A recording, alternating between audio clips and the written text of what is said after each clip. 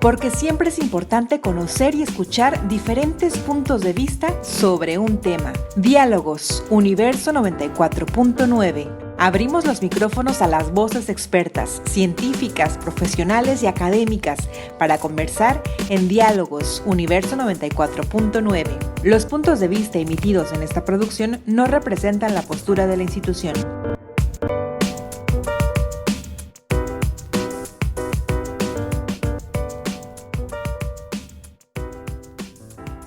Hola, ¿qué tal? Muy buenas tardes. Nos encontramos aquí en Diálogos en Universo 94.9. Yo soy Stephanie Hernández y bueno, les doy la bienvenida a esta producción mensual con temas de interés social que, bueno, nos pueden ver a través de nuestra página de Facebook o nuestro canal de YouTube. Y el tema de hoy que abordaremos es feminicidio, qué es y cómo prevenirlo. Les doy la bienvenida y agradezco mucho a nuestras invitadas especialistas que nos acompañan el día de hoy. Empezaré dando lectura para presentarlas. Se encuentra con nosotros la maestra Catalina Suárez Dávila. Ella es directora general del Instituto Colimense de las Mujeres, licenciada en Relaciones Industriales y maestra en Administración, apasionada de los estudios de género, con 6 diplomados que están relacionados con el ejercicio de la vinculación universitaria con los sectores productivos del estado de Colima. Fue presidenta de la Asociación Colimense Universitaria, colaboradora en el comité directivo del Centro de Apoyo a la Mujer Griselda Álvarez, AC, en el país, luchadora activa en diversos movimientos feministas por la defensa de los derechos de las mujeres. Ha impartido y participado en diversos cursos y talleres relacionados con estudios de género y de planeación estratégica. Ha escrito 11 capítulos de libros, artículos arbitrados. Fue columnista de artículos periodísticos con perspectiva de género. Le doy la bienvenida a la maestra Catalina Suárez. Gracias, doctora, maestra. Y también les voy a presentar a la doctora Amaranta Nieto Trujillo, quien va a estar también con nosotros en este bloque. Ella es presidenta y socia fundadora de la Asociación de Mujeres Médicas Familiares, AC, doctora en Educación por la Universidad de Baja California, maestra en Ciencias Médicas por la Universidad de Colima, especialista en Medicina Familiar por la Universidad de Guadalajara, médica cirujana y partera por la Universidad de Colima, certificada y recertificada por el Consejo Mexicano de Certificación en Medicina Familiar, AC. Presidenta del Comité de Ética en Investigación en el Instituto Mexicano del Seguro Social en Colima, coordinadora de Educación Médica Continua del Colegio de Médicos del Estado de Colima, coordinadora general del Grupo de Trabajo Internacional de la Confederación Iberoamericana de Medicina Familiar, Mujeres Médicas Familiares, socia de la Federación Mexicana de Especialistas y Residentes en Medicina Familiar, AC, socia del Colegio de Médicos Familiares del Estado de Colima y es docente, investigadora clínica y ha sido ponente nacional e internacional. Muy bienvenida, doctora Amaranta. Gracias por estar con nosotros acompañándonos. Gracias, Stephanie. Buenas tardes a todas. Muchas gracias por la invitación. Gracias. Y bueno, pues comencemos con una pregunta hacia la maestra Catalina Suárez Dávila. Quisiéramos saber todos, ¿qué es feminicidio? ¿Es un fenómeno como violencia estructural del contexto en México, en Colima, por parte del Instituto Colimense de las Mujeres? Por favor, ¿nos puede otorgar esta información? Muchísimas gracias. Mira, yo creo que hay diferentes formas de mirar el fenómeno del feminicidio. Una es entender que ha existido, el término feminicidio, hoy como la definición que conocemos, en realidad ha existido a través de los siglos, es decir, el sistema en el cual hemos estado viviendo durante siglos, que es este sistema que denominamos el sistema patriarcal, porque es construido alrededor y exclusivamente en función de hombres, y las mujeres hemos girado alrededor de los hombres en el mundo público e incluso en el mundo privado también. Y este es un fenómeno que ha estado ocurriendo durante siglos. ¿Qué ha sucedido? que ahora se encontró una forma de definirlo, una forma de identificarlo y clasificarlo a la hora de que se observan los asesinatos de mujeres desde una perspectiva que tiene que ver con el género y tiene que ver por los motivos por los cuales ocurren estos asesinatos, ¿no? Que ahora denominamos feminicidios por la característica principal que tiene que ver con el odio se manifiesta al cuerpo de las mujeres mutilándolo, agrediéndolo, quemándolo, rompiendo sus miembros, cortando, como ya lo decía, la mutilación de senos, la mutilación de las piernas, la mutilación de la cara, del cuello. Es decir, se identifica como tal porque se contempla la definición de que hay una agresión bastante violenta y evidentemente el conjunto de esas agresiones la identificamos como feminicidio. Ujú. Y bueno, acá en Colima, para dar un mayor contexto, ¿en qué momento fue tipificado feminicidio? Bueno, ha habido un protocolo, más bien se generó un protocolo en la Suprema Corte de la Justicia de la Nación a partir del caso de Mariana Lima. Mariana Lima fue una mujer que fue asesinada por su pareja. Hicieron toda la simulación de que pareciera que había sido un suicidio. Sin embargo, su mamá, una mujer indígena sin estudios, insistió en que no había sido un suicidio, que había sido asesinada por su pareja, que era un judicial y que evidentemente en el caso colaboraron y se coludieron para hacer parecer, aún después de las investigaciones, de que había sido suicidio. La mamá de Mariana se empeña en seguir insistiendo y va a las manifestaciones de las mujeres feministas con su cartel diciendo que no había sido suicidio, que la habían asesinado.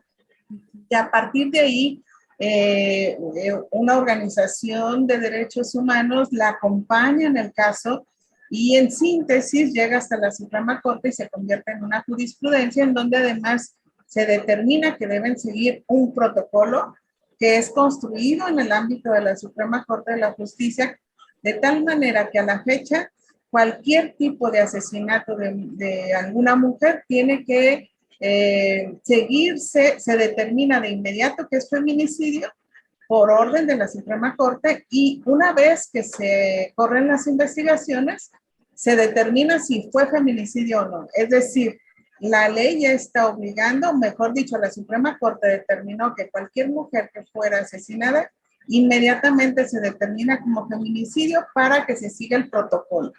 Y el protocolo tiene que ver con una serie de lineamientos que tiene que cumplir cada fiscalía en cada estado para dar seguimiento y poder determinarlo bajo qué condiciones, en qué contexto, estas características que mencionábamos de cuando se define un feminicidio y demás, ¿no? Eso ya existe, por lo tanto, pues las fiscalías están obligadas, no tienen todos los recursos todavía necesarios para hacer este tipo de investigaciones y no nada más en Colima. En diferentes, casi todos los estados de la República no se cuenta con todos los elementos aún.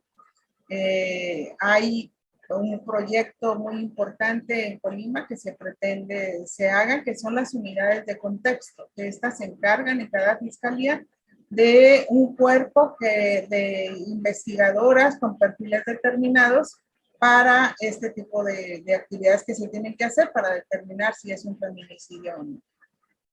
¿Y cuáles serían esos elementos que hacen falta? O por lo menos podrían nombrarnos algunos. Sí, dinero. Tiene que ver, sí, tiene que ver con la voluntad política de los gobiernos en turno, por un lado, y por otro lado, el trabajo que viene haciéndose en esta nueva administración del presidente Andrés Manuel López Obrador a través de la CONAVIM, que pertenece a la Secretaría de Gobernación, ha habido una serie de recursos que se han venido canalizando justamente para instalar y fortalecer las unidades de contexto, que son los centros de investigación ante un asesinato de una mujer o de las mujeres. Ujú. Y a partir de que fue tipificado como bueno, el feminicidio aquí en Colima, ¿cómo estamos en estadísticas en el estado? Bueno, en el estricto sentido, en los últimos años ya incluso estamos contemplando en el Instituto Colimense de las Mujeres incorporar en el Banco de Datos de Violencias contra las Mujeres, el BACOLVIM, un término que algunos estados ya lo están incorporando, el caso de Campeche, que se llama violencia sicaria.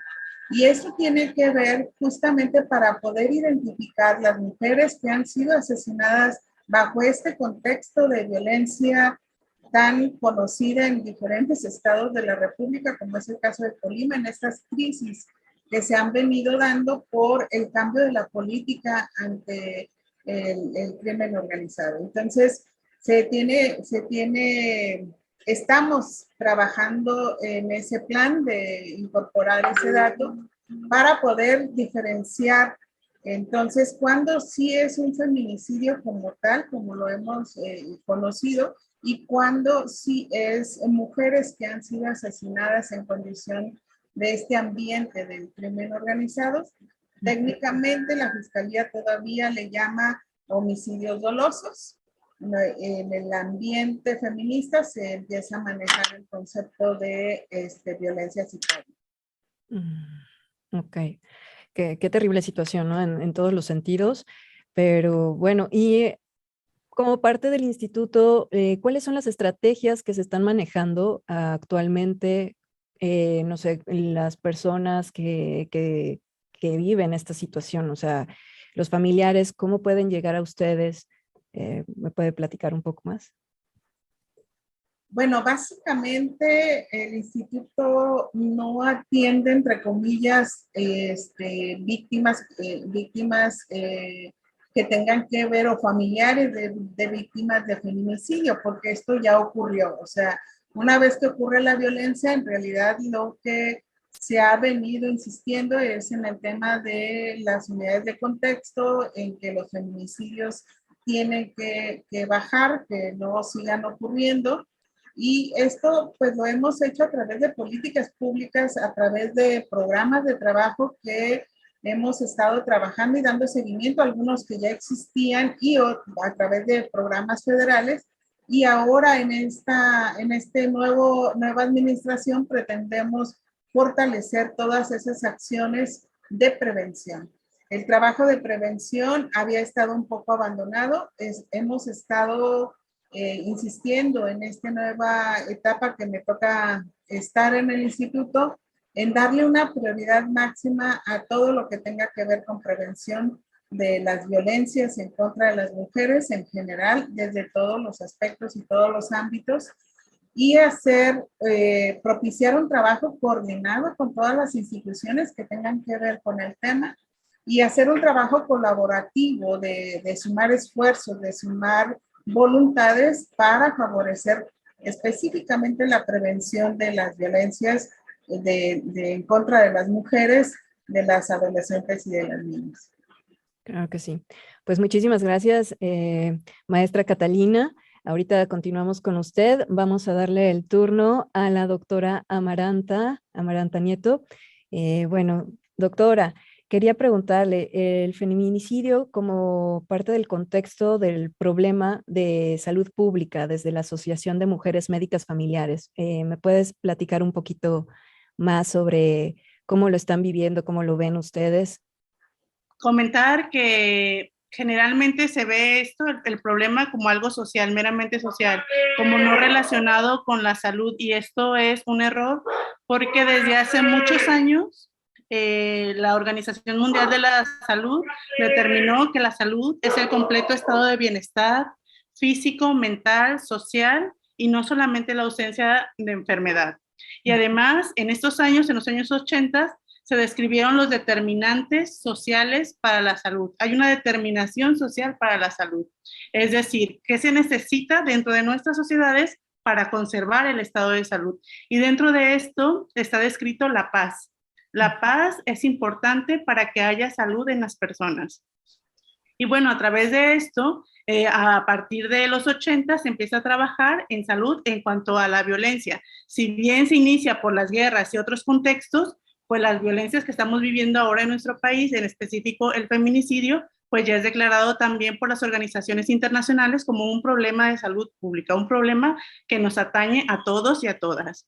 Y desde el punto de vista de la medicina familiar, el médico familiar y la médica familiar tienen la característica que ven a todos los miembros de la familia, desde los más pequeños hasta los abuelos. Están asignados a un consultorio y los ven a lo largo del tiempo.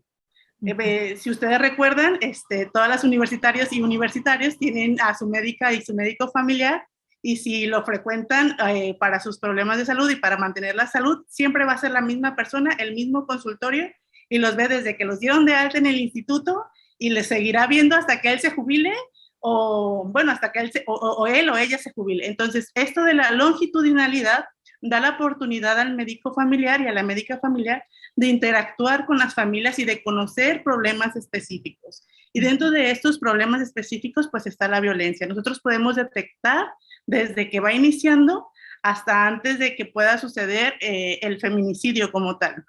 Hay dos contextos médicos en los que nosotros nos podemos dar cuenta sobre esta violencia. Una es en las unidades de medicina familiar, en el primer nivel de atención, y otra es en urgencias, cuando las mujeres llegan golpeadas. Antes de que fueran asesinadas, generalmente fueron golpeadas, muchas veces de manera repetitiva. Entonces, en urgencias, de ahí se puede hacer un acta de lesiones y se activa el Ministerio Público y demás, pero en medicina familiar regularmente no llegan así, no llegan cuando están golpeadas. Son otros datos los que nosotros encontramos. Podemos encontrar cambios en la conducta, en el aprendizaje, depresión, ansiedad, etc. Y algo que a mí me parece muy relevante mencionar es que poco se menciona sobre los cambios biológicos que hay en una persona que sufre violencia. Y estos cambios biológicos están estudiados y creo que los debemos de resaltar. En el cerebro de las personas que sufren violencia hay cambio en la corteza prefrontal, en la sustancia gris, en el hipocampo, en la amígdala, en el tálamo, en la corteza límbica, en el sistema dopaminérgico y serotoninérgico. Y esto va a ocasionar que estas personas tengan alteraciones en la memoria, incapacidad de tomar decisiones, afectación de la capacidad del aprendizaje, también tienen incapacidad o retraso para planificar o organizar la conducta inmediata. Entonces, en medicina familiar tenemos varias herramientas, como es el estudio de salud familiar, los geneogramas, entre otras, en donde podemos detectar y hacer intervenciones. Entonces, la participación de la medicina familiar para hacer prevención es importante. Desde ahí lo estamos viendo. Y bueno, estaba mencionando sobre estos problemas que sufren las personas violentadas. Antes había mencionado que había una cuestión de observar el físico, ¿no? Si vienen golpeadas, pero ¿qué pasa con la salud mental? ¿Con ustedes hay algunas estrategias para hablar de eso con sus pacientes? ¿Cómo está funcionando, no sé, quizá el violentómetro en las clínicas? ¿Cuáles son los métodos que están siguiendo? Hay un gran problema. Si bien contamos con todo, el aterrizarlo es difícil, porque nuestro sistema de salud institucional determina cierto tiempo para la atención de cada paciente y agendado, ¿no? Y generalmente la mayoría de las pacientes y los pacientes no van por problemas de salud mental ni otro tipo de problemas, van por cuestiones biológicas. Es que tengo cefalea y no se me quita. Tengo una semana, un mes y no se me quita. Y es que en el trabajo ya me quieren correr porque todo se me olvida. Vengo porque tengo problemas de memoria. Entonces, en el escrutinio que tiene que hacer o que hace la médica y el médico de familia, pues está esto, ¿no? Ir descartando posibilidades diagnósticas. No podemos dejar de lado lo meramente biológico, pero tenemos que ir buscando. Entonces, y otra parte, hemos hecho estudios, estamos en el grupo, estamos haciendo investigación y medimos en una clínica de aquí de Colima, en una clínica grande, cuántos diagnósticos de violencia se hicieron en los últimos 5 años. Si recuerdan, estuvimos en las estadísticas en los primeros lugares de violencia contra las mujeres en este tiempo, ¿no? Entonces pensaríamos que habría muchos diagnósticos de violencia. Pues no, nos encontramos con la sorpresa de que teníamos diagnósticos del menos del 1%. Entonces, los diagnósticos no se están realizando y debemos de estudiar, tenemos nuestras hipótesis del por qué no se están realizando, pero debemos estudiar por qué no se están realizando, qué hace falta para que se involucre y podamos participar para la solución del problema. Claro, claro, claro que sí. Bueno, pues entonces juntémonos ahora con la maestra Catalina para terminar este bloque con algunos comentarios. No sé si la maestra Catalina quiere agregar algo.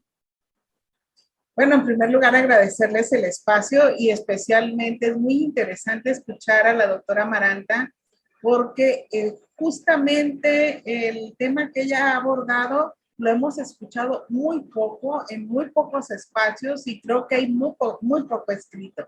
Y especialmente en Colima, el que tengamos a una asociación de mujeres médicas, que así se llamaron, mujeres médicas, va a enriquecer mucho el ambiente de información que haya respecto a las violencias que sufren las mujeres en el estado de Colima especialmente, y eso me da mucho orgullo.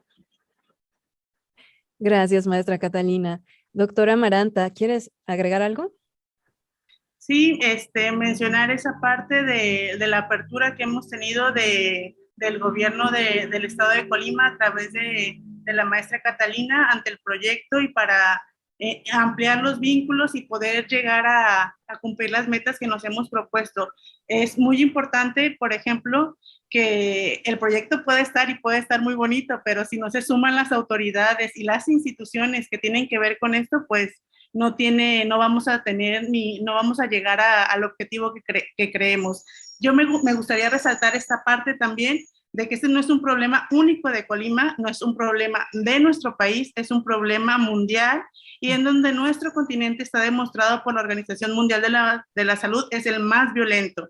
Y para las mujeres, Brasil y México son los países que más violencia contra las mujeres han tenido. Entonces, creo que la participación de nuestras instituciones es muy importante y también mencionar que este grupo es internacional y que hemos podido compartir esto a través con los otros países y viendo que pues, nos parecemos muchísimo, ¿no? Gracias. Sí, claro que sí, es un tema fundamental. Lamentablemente, pues es algo que tenemos que platicar, reflexionar, porque como dicen, es a nivel mundial. Y bueno, pues Colima lamentablemente está en estos índices.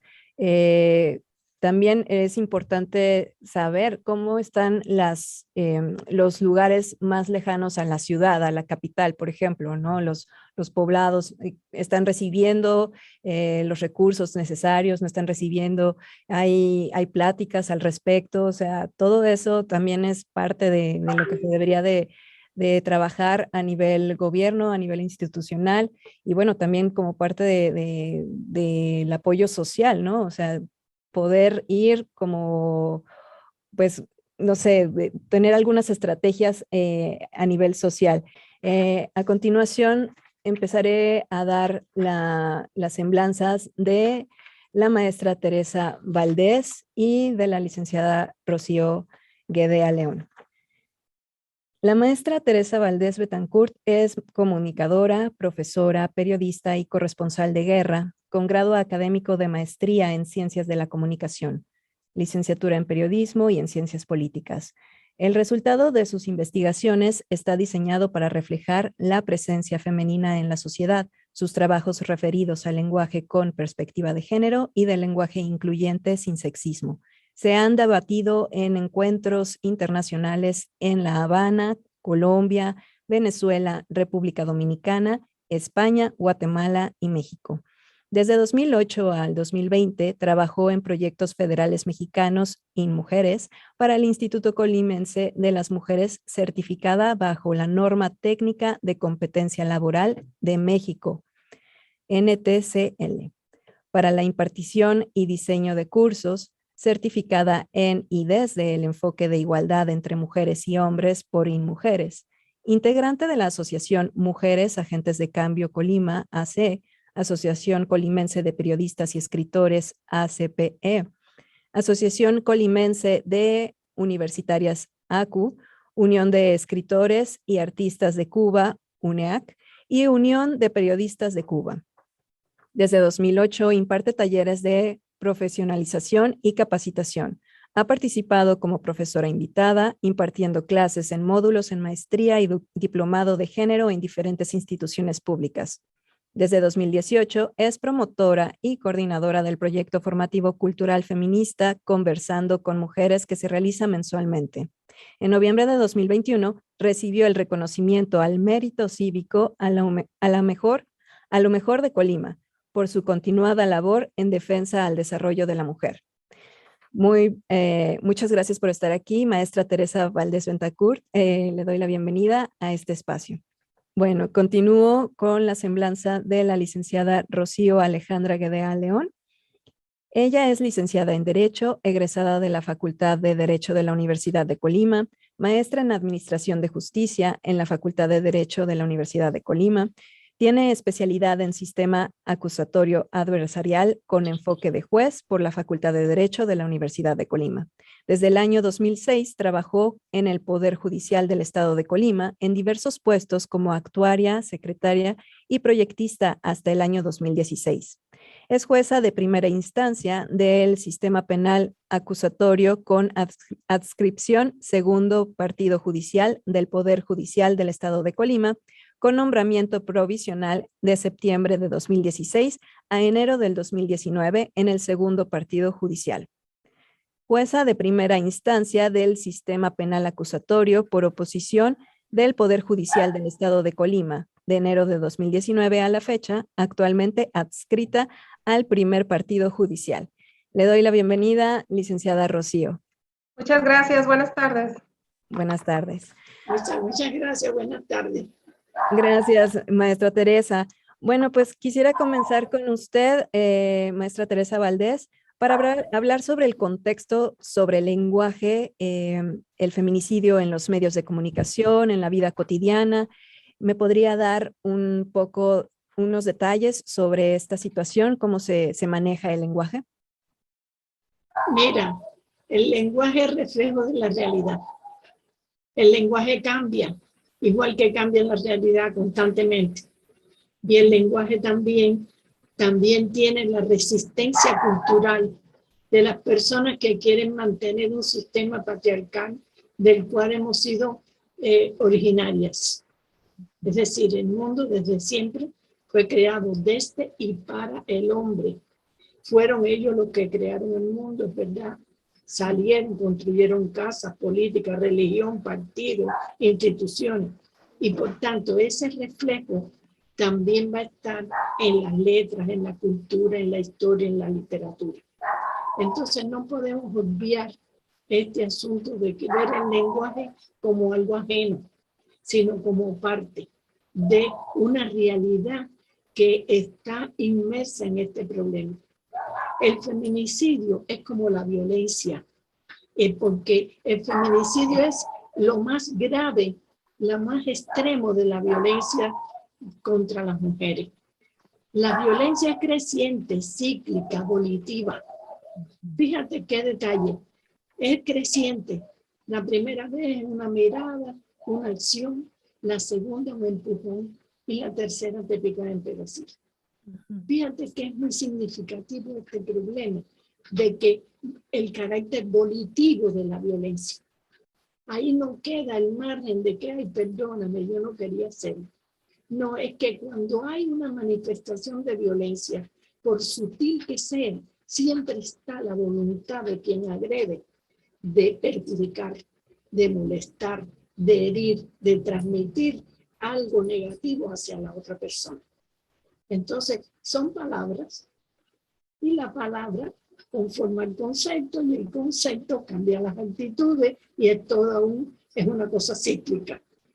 Por tanto, cuando hablamos de feminicidio, vamos a hablar también desde una manera multidimensional.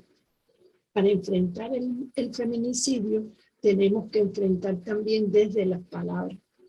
La muerte, como decía la doctora Maranta, no llega antes de que la maten, va a llegar lastimada, va a llegar con un golpe, va a llegar con problemas psicológicos. Y entonces así mismo ocurre. Cuando nosotros vamos a enfrentar ese problema, tenemos que verlo desde una manera multidimensional, es decir, desde todos los aspectos que influyen en la conformación de una opinión. Eso me parece que es importante. Por lo tanto, esa acción va a estar precedida de cuestiones de agresiones culturales, verbales. Y en la esfera de la sociedad está precedida por el punto de vista de lo que se necesita para reflexionar y hacer visible la presencia de las mujeres. Que ustedes saben que hay una resistencia brutal, empezando desde la Real Academia de la Lengua Española, que yo siempre digo que es misógina y sexista, a más no poder. Sí, definitivamente. Y el problema de la normalización de la violencia a nivel cultural es algo impresionante. El hecho de a veces no denunciar, el hecho a veces de no hablar sobre los problemas que se están viviendo en la pareja porque desde la casa surgió el no hablar de eso, el no tener la palabra, el no mencionar nada, es algo importante. Hablando sobre la cuestión de los medios de comunicación y el lenguaje, no sé, ahorita pienso en la situación de Devani, lo que uno de los casos que sucedió hace unos meses, cómo fue revictimizada el uso del lenguaje en estos espacios. ¿Usted cómo lo ve? ¿Qué puede decir al respecto? Mira, la tradición te traiciona. ¿Qué te enseñan? ¿Desde cuándo nos enseñan? ¿Qué nos enseñan? Si tú ves la evolución de la especie humana, la imagen que te da es el Pithecanthropus, el Neandertal, el Cro-Magnon, el Homo sapiens. Jamás ninguna figurita de esa tiene su contraparte, que sería la Cro-Magnona, la Neandertala, la Mulieribis sapiens, porque homo, el latín, hombre viene del latín homo, y mulieribis es el latín para la palabra mujer. Por tanto, todo lo que viene de homo, homo sapiens, homicidio, es el hombre al que le pasa eso. Por tanto, yo no soy homo sapiens ni tú. Entonces, tenemos que incluir palabras que respondan a esa necesidad. Está mulieribis sapiens. ¿Tú la has oído alguna vez? No. Está aprobada por la Real Academia Sexista desde 2010. No estaba reconocida. Siglos, 23 siglos, porque el lenguaje y el latín fue el idioma con que se relacionó el mundo inicialmente. Entonces, cuando tú haces una selección en literatura, ¿qué hay cuando hacen, por ejemplo, en la literatura, la escasa referencia que hay hacia lo que escriben las mujeres? En filosofía, Emma Tapia, una doctora de filosofía reconocida en la Universidad de Colima, tiene un estudio sobre las mujeres filósofas. Y entonces, ninguna de las que estábamos en ese taller nos caíamos de bruces de darnos cuenta que no nos conocíamos. La referencia es mínima de la presencia de la mujer. Si hacen una antología de poesía, hay 25 hombres y una mujercita para que digan que están presentes. Si es en literatura, igual. Si es para que alguien conoce a María Luisa Bember en el cine, que tuvo que coger su dinero para poder hacer sus películas de indefensa de las mujeres. Entonces, siempre va a estar signado por esa masculinidad aplastante que está en la cultura, en el entramado social, y tenemos que trabajar para entender que la palabra es la que me va a transformar las acciones, porque solo los conceptos llegan a la conciencia y la conciencia entonces me hace cambiar. Pero es una batallita, es lejos, es una batalla intensa. Incluso La Real Academia dice como solución a que no diga juez, por ejemplo, juez es una palabra. Las palabras terminadas en consonante acentan la vocal. Juez, jueza, ¿verdad? Entonces, la solución que ellos dan escrita es una contradicción en la concordancia de ellos mismos. Y dice, la juez. Entonces, eso niega la concordancia. Se supone que el artículo y el sustantivo tienen concordancia obligada. Incluso las palabras que no necesitan concordancia, estudiante, paciente, docente, tienen la o el.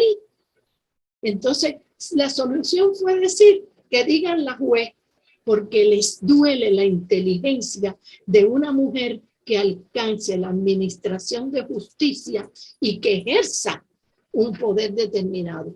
Y entonces, la jueza, la médica, el médico, las tenemos aquí hoy, comparten con nosotras, pero al final la obligan a hacer del colegio médico. Entonces ellas tienen que crear una asociación que diga las médicas, las pedagogas, que ya se aprobó, las maestras, maestros y maestras. Entonces no hay cacofonía, es que hay que buscar un lenguaje incluyente, no sexista. Y quiero decirte algo más, no sé si me paso en tiempo. Hay una trampa cultural en estos momentos donde para minimizar la presencia femenina que nos ha costado mucho reconocer toda y todo con el todes, que es una aberración del lenguaje, el uso de la E o el uso de la X, porque lo que tratan es de minimizar, excluir, separar, omitir la presencia de las todas, de nosotras, y decir, y es triste porque hay cierto rasgo en las académicas, en las científicas incluidas, donde dicen que somos seres humanos y que el sexo no es parte de la especie humana. No, si la especie humana, si no tiene la exquisitez del sexo, no pudiera realizarse la divertida reproducción que es heterosexual. Entonces, ¿cómo es posible que ahora también caigamos en una nueva trampa de resistencia cultural que es el todes? No es aparte de la aberración del lenguaje, no, es que queremos ser incluyentes. Eso es anular toda la acción del trabajo de las mujeres y del feminismo y del lenguaje y de la comunicación.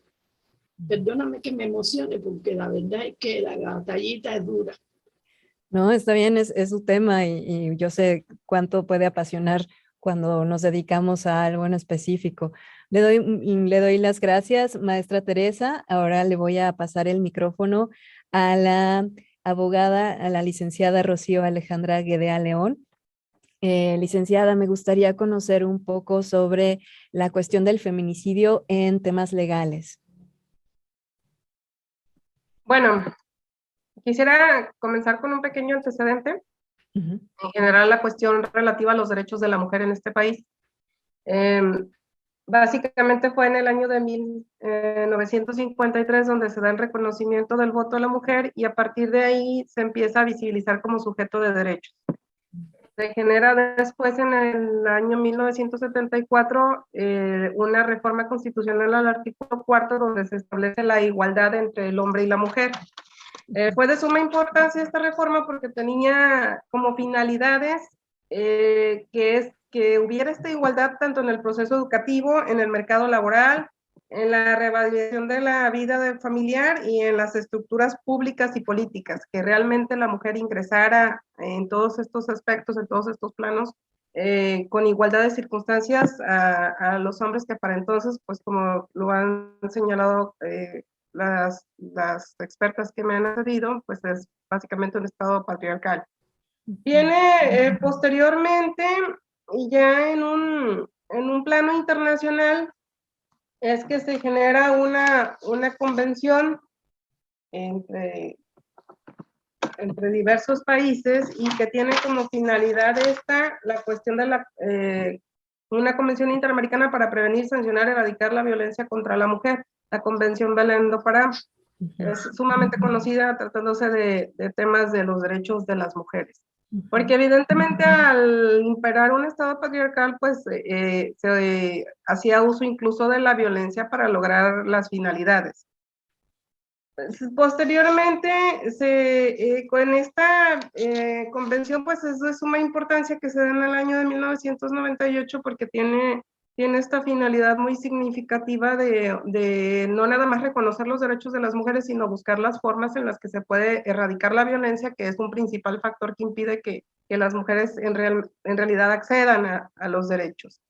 Viene posteriormente, y lo recordarán porque fue paradigmático, la cuestión de los feminicidios en Ciudad Juárez. Y a partir de ahí las denuncias que se hacen y que al final conoce la Corte Interamericana y que genera una resolución al respecto que se ha denominado en el plano legal como campo algodonero, donde se visibiliza a nivel internacional en América el hecho de que en México hay violencia de género y que las políticas públicas no han sido suficientes para erradicarla. Es paradigmática esta resolución del campo algodonero porque establece diversas condenas para el Estado mexicano y dentro de ellas la cuestión de tomar medidas para que se disminuya la violencia de género. Entonces, empieza a generarse, como lo han señalado las expertas que me antecedieron, el tema de estas 3 mujeres que llegó a conocimiento de la Corte Interamericana, pues no fue aislado en realidad. La cuestión de los feminicidios en Ciudad Juárez para entonces era ya una noticia de todos los días. Entonces es ahí que se empieza a generar los temas relativos a visibilizar el delito de feminicidio. En Colima se comienza a tipificar el delito de feminicidio en el año 2011. Ya tenemos aproximadamente 11 años. Antes también se seguían procesos en contra de personas que suprimían la vida de una mujer, porque el delito de homicidio básicamente es privar de la vida a una persona. Anteriormente a que se tipificara el delito de feminicidio, pues evidentemente sí se sancionaba a las personas que suprimían la vida de una mujer, pero pues como a cualquier persona. ¿Cuál fue la intención entonces de establecer el delito de feminicidio? Pues el hecho de contar con disposiciones normativas que tuvieran mayor precisión, volumen de cobertura y protección de los derechos de las mujeres, mejorar las condiciones normativas para erradicar cuestiones accesorias que impidieran el disfrute de los derechos y facilitar a los operadores, tanto de fiscalía como poder judicial, criterios que ayudaran a limitar esta interpretación. ¿Por qué? Porque se da esta configuración del delito o tipificación del delito de feminicidio en el marco de erradicar la violencia contra la mujer. Entonces no nada más se trataba de sancionar a quien prive de la vida a una persona, porque eso ya sucedía, sino se trata de visibilizar la muerte de una mujer y entonces trabajar todos en políticas públicas que pudieran generar esta prevención y erradicación de la violencia. Y es cierto, como lo han señalado las que me antecedieron, los feminicidios regularmente tienen como primer antecedente cuestiones de violencia familiar. Y estas violencias familiares son atendidas de forma diferenciada ya cuando se visibiliza la violencia contra la mujer y también cuando se comienza a trabajar respecto de la prevención del delito de violencia intrafamiliar, que es el antecedente de los feminicidios. Y entonces, ¿qué es un feminicidio? Pues el código lo establece como quien priva de la vida a una mujer por razones de género. ¿Y cuáles son estas razones de género? Cuando la víctima presenta signos de violencia de cualquier tipo, cuando se le hayan infligido lesiones infamantes, degradantes, mutilaciones previas o posteriores a la privación de la vida, cuando existan antecedentes o datos que establezcan que hubo amenazas, acoso, violencia, lesiones en contra de la persona, de la mujer, cuando existan antecedentes o datos de cualquier tipo de violencia en el ámbito familiar, laboral o escolar del sujeto activo en contra de la víctima, cuando haya existido entre ellos una relación de parentesco, de matrimonio, concubinato, sociedad de convivencia, noviazgo, cualquier otra relación de amistad, cuando entre el activo y la víctima haya existido una relación laboral, docente o de cualquier otra índole, cuando la víctima haya sido incomunicada o cuando su cuerpo sea expuesto o depositado, arrojado o exhibido en un lugar público. La sanción para estos casos es de 35 a 50 años de prisión. Y si observamos en la mayoría de estas hipótesis, existe coincidencia en que la persona, el agresor, conocía a la víctima, que tenía una relación con ella de trabajo, de amistad, de relación sentimental. Y entonces, esta visibilización del problema por el que mueren las mujeres es importante, porque luego de repente cuestionan, también hay muchas muertes de hombres. Sí, pero recapitulemos que las muertes de hombres regularmente suceden por cuestiones diferentes, de guerras, de algunas cuestiones relativas a su forma de ejercer pues, su masculinidad. Pero en el caso de las mujeres es por el hecho de ser mujer. No necesitas entrar en conflicto con nadie, no necesitas ir a buscar un pleito, no necesitas meterte en una guerra. Sencillamente en tu casa, en relación con los roles de género, puede ser que su pareja no le parecen cosas y comienza a lesionarlas y posteriormente pues puede llegar el momento en que incluso sean privadas de la vida. Entonces esa es la razón por la que es importante la identificación del delito. Antes de que existiera ya se sancionaba la muerte de las mujeres. Pero al fijarse este tipo penal visibiliza el problema y coadyuva a trabajar en políticas para atención de la violencia de género, para suprimir esta violencia de género. Claro. Ay, pues muchísimas gracias por este gran contexto que nos dio sobre las cuestiones legales. Y bueno, no olvidemos a partir de toda esta violencia, cómo ha surgido, como usted dice, la ley Olimpia, la ley Ingrid, diferentes leyes que están aportando, pues ayudando de alguna manera también a que se detenga esta violencia. Y bueno, pues ya para finalizar, les voy a dar un minuto a cada una para poder dar sus reflexiones al respecto sobre este tema tan delicado que estamos tocando. Y me gustaría empezar con la maestra Catalina Suárez. Por favor, ¿cuál sería su reflexión al respecto? Muchísimas gracias. He escuchado con mucha atención a cada una de ustedes y yo lo que propongo es que tengamos como los oídos y los ojos más grandes que nunca, pero la boca también. Es decir, el problema del feminicidio tiene que seguir siendo denunciado, el problema de las violencias que, como ya lo comentaban, empieza con una violencia leve, con una violencia que va avanzando conforme va pasando el tiempo y culmina con un feminicidio.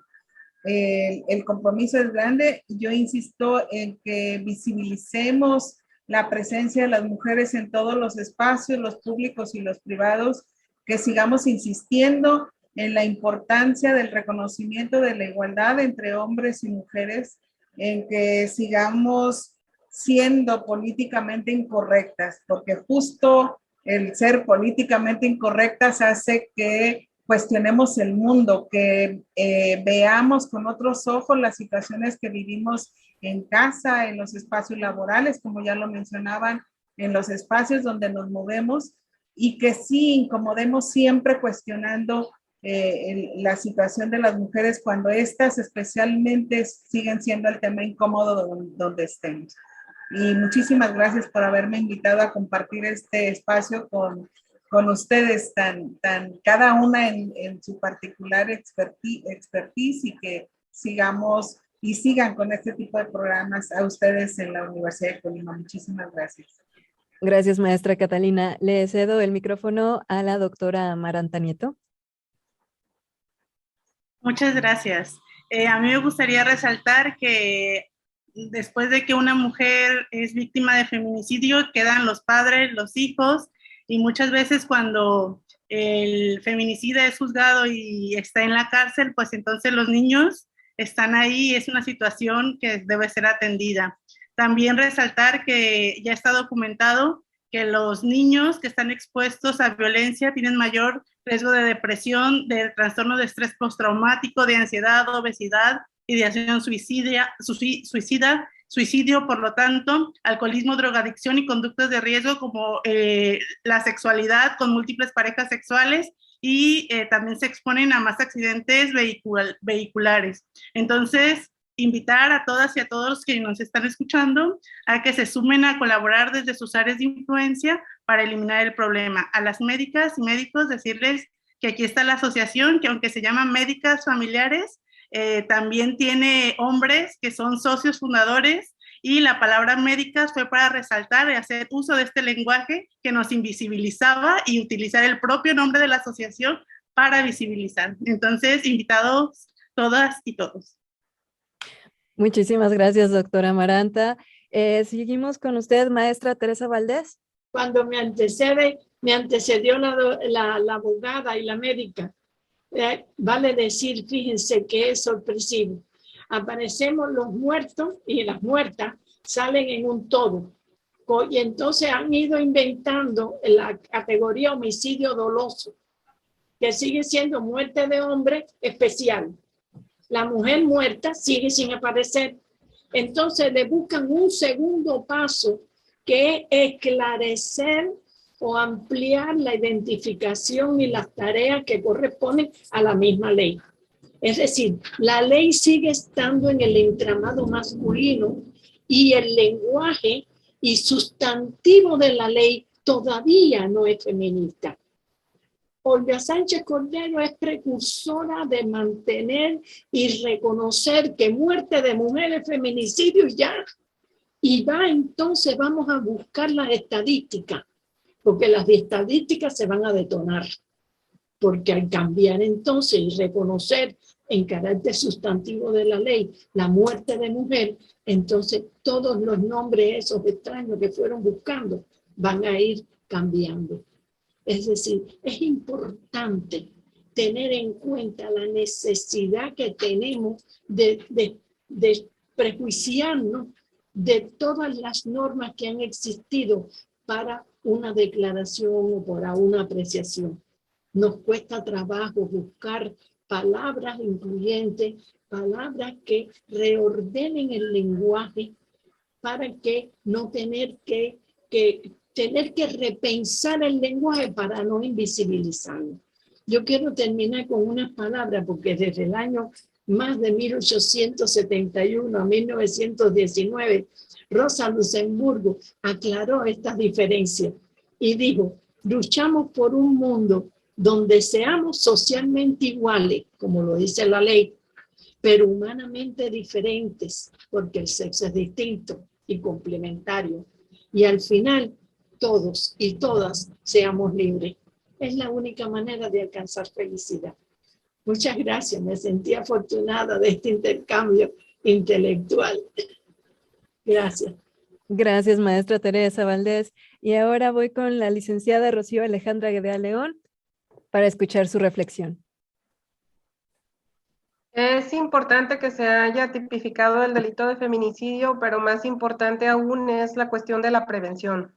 Entonces, ojalá que todas las que tenemos, nos cuidemos entre nosotras de las formas que podamos hacer alianzas y que busquemos que cuando tengamos alguna compañera, amiga, hermana que tenga algún problema de violencia, pues acuda ante la fiscalía a hacer las denuncias correspondientes, crear una red de respaldo y que la prevención sea lo más importante para evitar que las mujeres mueran de esta manera tan dolorosa, porque sí tiene implicaciones familiares. Entonces, ojalá que la prevención, que le apostemos a la prevención y pues que los casos que conozcamos en los juzgados, porque ya se materializaron los homicidios, pues sean los menos. Claro que sí. Bueno, pues muchísimas gracias, licenciada. Gracias a todas las especialistas, a las invitadas. Sí, dígame. ¿Puedo hacer un último comentario? Sí, claro. Nada más para comentarles que en el Instituto Colimense de las Mujeres tenemos 7 centros de desarrollo para las mujeres, que está ubicado uno en cada municipio, en donde a partir de este año vamos a tener trabajo de prevención. Estos centros se habían dedicado más a la atención y menos o casi nada a la prevención. Ahora la intención es dedicarlo a esa parte tan necesaria para este tipo de violencias que culminan en feminicidio. Y también tenemos 4 centros de atención, uno en Tecomán, otro en Manzanillo, Colima y me falta Villa de Álvarez. Son centros donde tenemos mujeres profesionistas, psicólogas, trabajadoras sociales y abogadas que acompañan a estas mujeres que sufren algún tipo de violencia y que estamos al tanto. También tenemos registros de mujeres que han acudido a pedir este tipo de apoyo, pero efectivamente, como yo creo que todas coincidimos que el trabajo fundamental está en la prevención y que tenemos que reforzar todo lo que se tenga que hacer para pues estas violencias tan graves como es el feminicidio vaya disminuyendo hasta lograr que pueda desaparecer de las estadísticas. Nada más quería abonar esa parte. Muchas gracias. Y un abrazo a cada una. Gracias, maestra Catalina Suárez. Bueno, pues se nos acabó el tiempo, es un tema muy amplio, deberíamos de hacer todavía varios programas más, pero bueno, pues muchísimas gracias a todas las especialistas y bueno, pues yo me despido agradeciendo aquí a la directora de la radio, a la directora Marina Vázquez, al responsable operativo Alejandro González, al responsable de vinculación, a la responsable de vinculación, Arcelia Pérez, a la productora general del programa, Diana Peña, al responsable técnico, Manfredo Paredes, a los responsables de la gestión en contenido de redes sociales, Claudio Piña y Jessica Ramírez. Y bueno, nos pueden encontrar en las redes sociales como @universo949. Pueden ver este diálogo en el canal de YouTube. Y yo me despido, soy Estefanía Hernández. Muchas gracias, buenas tardes, hasta la próxima. Porque siempre es importante conocer y escuchar diferentes puntos de vista sobre un tema. Diálogos, Universo 94.9. Gracias a nuestras voces expertas, científicas, profesionales y académicas por conversar en Diálogos, Universo 94.9. Los esperamos en una siguiente emisión. Los puntos de vista emitidos en esta producción no representan la postura de la institución.